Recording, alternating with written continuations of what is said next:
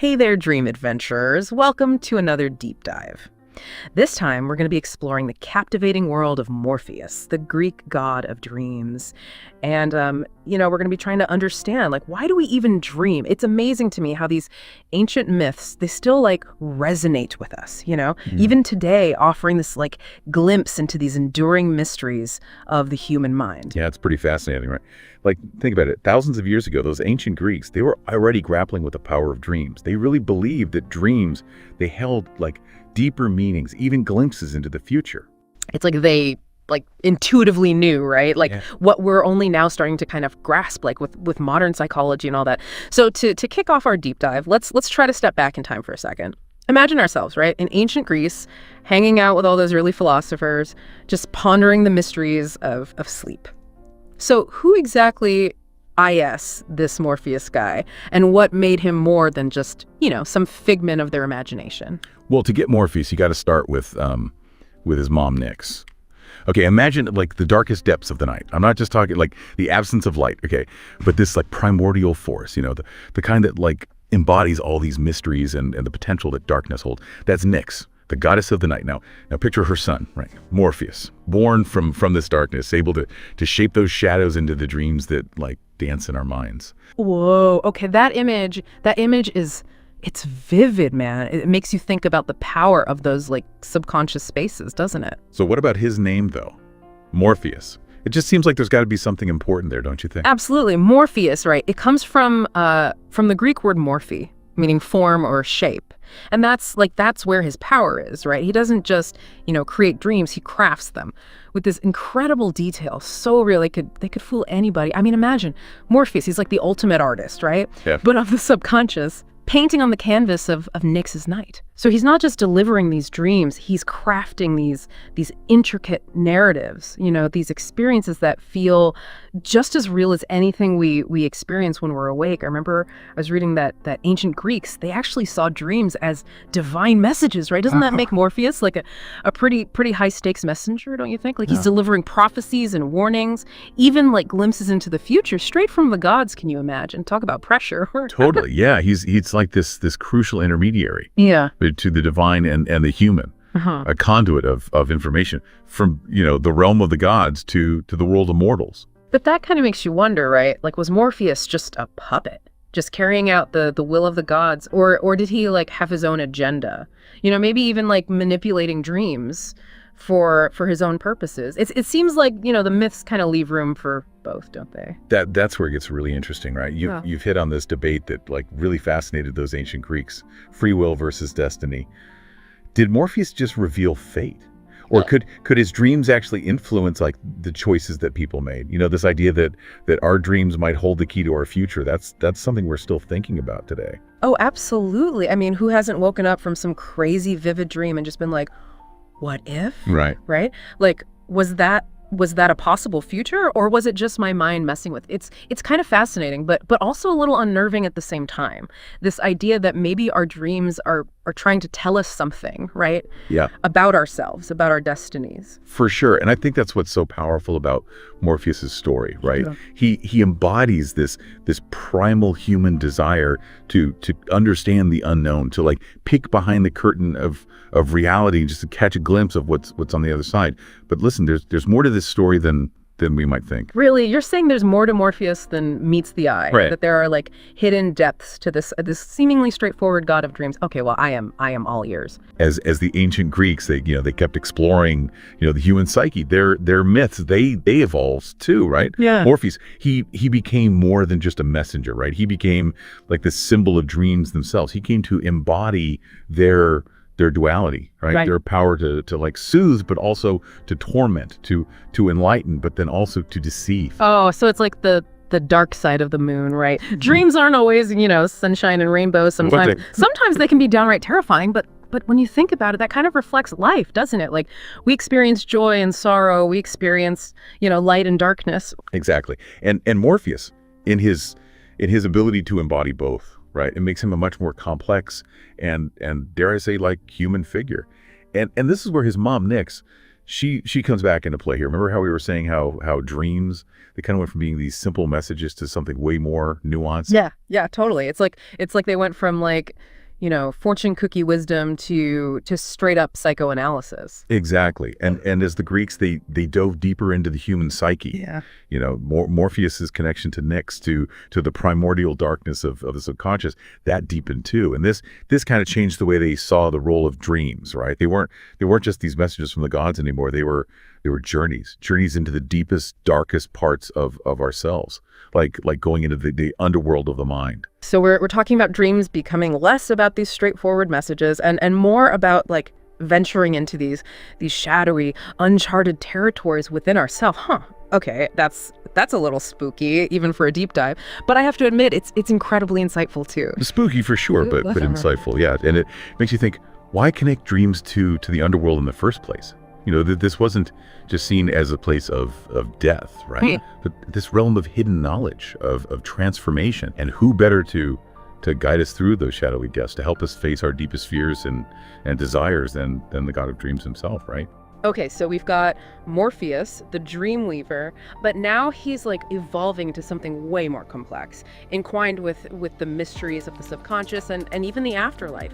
This is making me think that maybe those Greeks were really onto something way ahead of their time. But before we get too far ahead of ourselves, let's just pause here for a sec. Okay, so we've kind of established here that Morpheus, he's not just some like whimsical figure who, just brings us nice dreams, right? He's like deeply connected to these mysteries of the subconscious, to those shadowy parts of our minds that, even today we're still trying to wrap our heads around. But how does this ancient mythology, how does it connect to like how we see dreams like in the modern world? Well, it's really remarkable, actually. A lot of the ideas that the Greeks, they explored through these stories of Morpheus, they kind of pop up again in modern psychology. Like take Sigmund Freud, right? His whole concept of dreams being like the royal road to the unconscious, right? Morpheus with his whole, weaving these dreams that reveal all these hidden desires and fears and memories.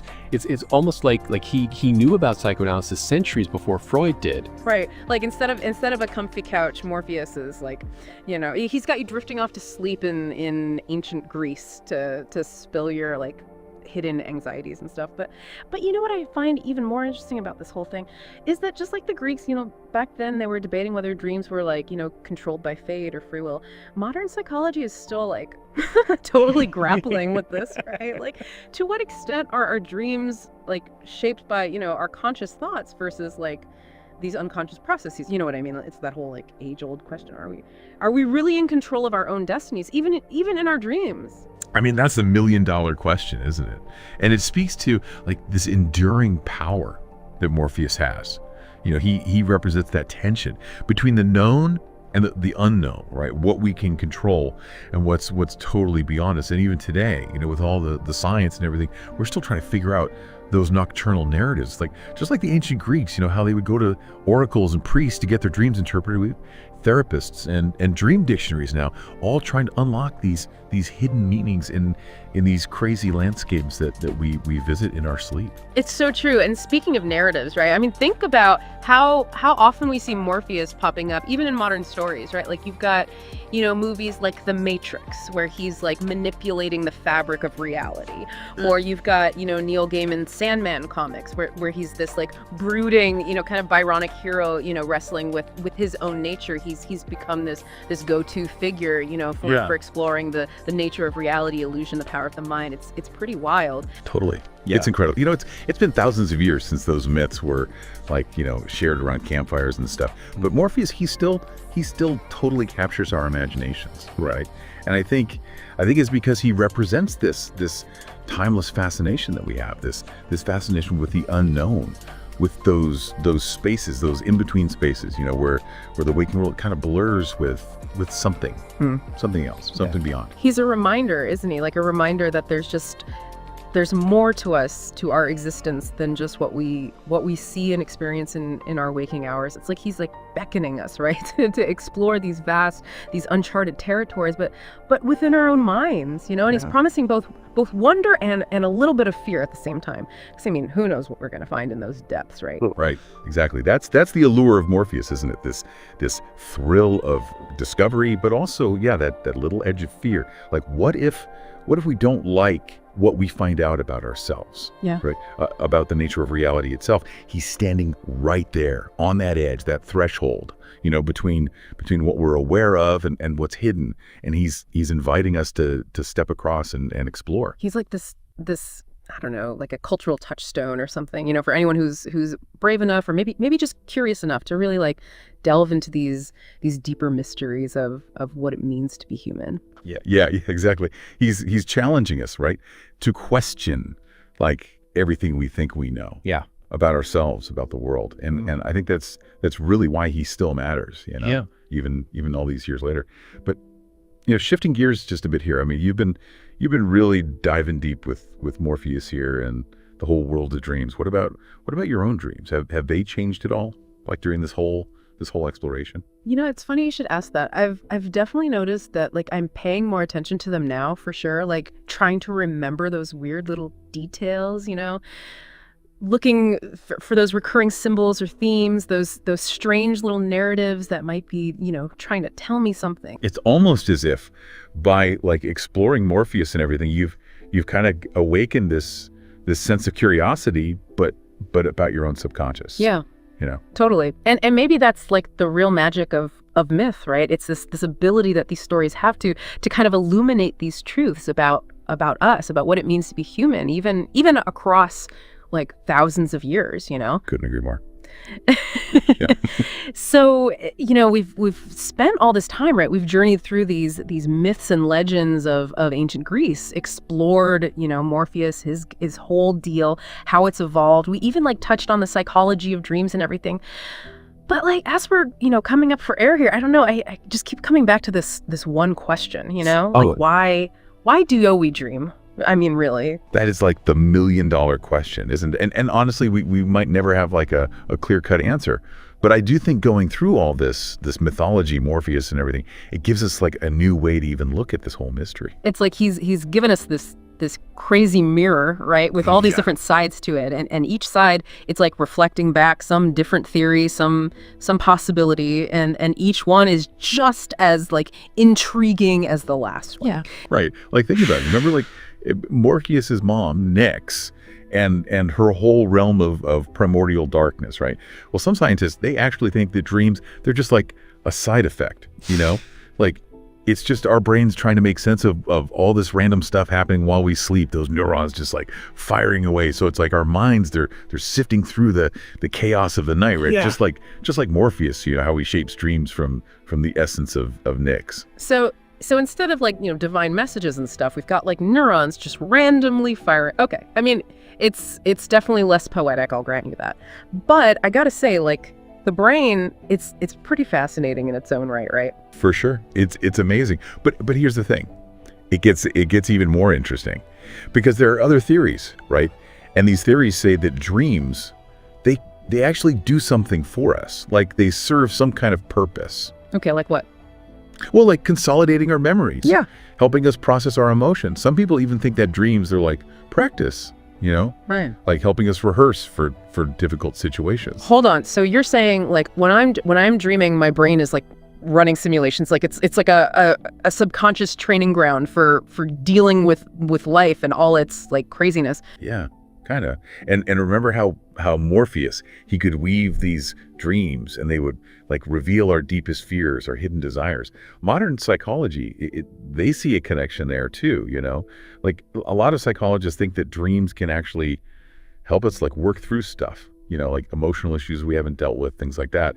And that can help us understand ourselves better. You know, that actually makes a lot of sense to me. There have definitely been times when, like, I've woken up from a dream and it's like, boom. It's like I suddenly understand something. Like I've had this insight into some problem that's been, like, bugging me. It's true. Dreams, they can totally do that. Yeah. Give us this whole new perspective, you know, a new way of seeing something or seeing ourselves. Yeah, totally. It's like dreams can like tap into this well of creativity, or insight, stuff we don't always have access to when we're awake. Exactly. And that's what's so wild about dreams, right? Even though science has like come so far, we understand so much more about the brain now. There's still this mystery about dreams. They give us this glimpse into this other world, a world outside our everyday reality. And in this world, it's like logic and reason, they don't matter as much. It's all about like emotions, symbols, things like that. It's like stepping into another dimension or something, even though it's all happening inside our own heads. Exactly. And isn't that like what drew the ancient Greeks to Morpheus in the first place? The desire to understand, like the unexplainable, to find meaning in these random chaotic experiences we have while we're sleeping. It's like our brains, they're hardwired for stories, always looking for patterns, for meaning, even in the most random places. It's true. And honestly, I think that's what's been so cool about this whole deep dive, this whole exploration of Morpheus, of the world of dreams. We've not only like uncovered these fascinating insights into ancient Greek culture, how they like dealt with these questions that we're still asking today, but we've also like gained a new perspective, haven't we, on our own relationship with dreams, with the whole mystery of it all. He's become way more than just some like character from a myth, right? Totally. He's like this reminder, a reminder that there's still so much we don't know about the human mind, about those uncharted parts of ourselves. And maybe that's a good thing. Maybe the mystery, it's part of the magic, It could be. So yeah, we might never fully get it, right? We might never fully understand why we dream, but I think one thing is for sure. As long as humans close their eyes at night, as long as their minds, wander into that realm of sleep, of dreams, Morpheus, he's going to be there. His legacy, it lives on. Yeah. And who knows, right? Maybe tonight as you're drifting off, you'll catch a glimpse of him yourself, shaping dreams from the shadows of your mind. Oh, okay. And on that note, sweet dreams, everybody. Until next time, keep exploring, keep questioning, and keep diving deep.